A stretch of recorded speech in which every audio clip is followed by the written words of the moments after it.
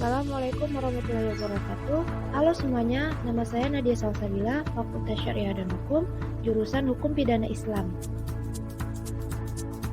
Di sini saya akan membahas mengenai dampak COVID-19 bagi ketenagakerjaan di Indonesia. Ketenagakerjaan berasal dari kata tenaga kerja yang dalam pasal 1 angka 2 Undang-Undang Nomor 13 Tahun 2003 tentang Ketenagakerjaan disebutkan bahwa tenaga kerja adalah setiap orang yang mampu melakukan pekerjaan guna menghasilkan barang dan atau jasa baik untuk memenuhi kebutuhan sendiri maupun untuk masyarakat. Sedangkan pengertian dari ketenagakerjaan sesuai dengan pasal 1 angka 1 Undang-Undang Nomor 13 Tahun 2003 tentang Ketenagakerjaan, tenaga kerjaan adalah segala hal yang berhubungan dengan tenaga kerja pada waktu sebelum, selama, dan sesudah masa kerja.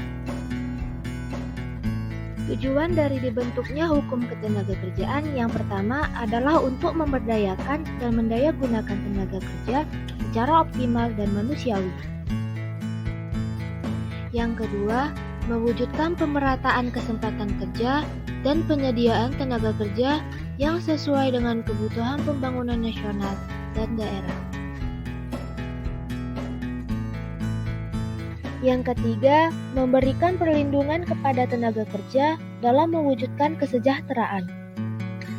Dan yang terakhir, meningkatkan kesejahteraan tenaga kerja beserta keluarganya. Pada tanggal 14 Februari 2020, pasien terinfeksi virus corona berdansa dengan warga negara asing Jepang. Pasien berusia 31 tahun ini memang bekerja sebagai guru dansa dan warga negara asing asal Jepang ini juga merupakan teman dekatnya. Dalam 2 hari, yakni 16 Februari 2020, pasien terkena sakit batuk.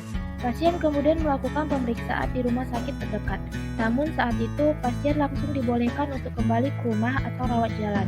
Sayang, sakit yang dideritanya tidak kunjung sembuh. Hingga pada 26 Februari 2020, pasien dirujuk lagi ke rumah sakit dan diminta untuk menjalani rawat inap. Pada saat itulah, batuk yang diderita pasien mulai disertai sesak napas. Pada 28 Februari 2020, pasien mendapatkan telepon dari temannya yang di Malaysia. Dalam sambungan telepon tersebut, pasien mendapatkan informasi jika warga negara asing Jepang yang merupakan temannya itu positif terinfeksi virus corona. Kemudian, pasien tersebut memberitahu perawat rumah sakit. Selain sektor kesehatan, pandemi COVID-19 berdampak terhadap sektor ekonomi, khususnya keberlangsungan pekerjaan dan pendapatan. Data Kementerian Ketenagakerjaan per 20 April 2020 mencatat sebanyak 2.084.593 pekerja dari 116.370 perusahaan dirumahkan dan terkena pemutusan hubungan kerja atau biasa disebut dengan PHK. Hasil survei. Dari sisi pekerja, sebanyak 15,6% pekerja mengalami PHK dan 40% pekerja mengalami penurunan pendapatan. Di antaranya sebanyak 7% pendapatan buruh turun sampai dengan 50%.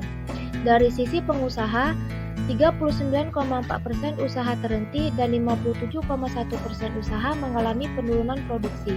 Hanya 3,5% yang tidak terdampak.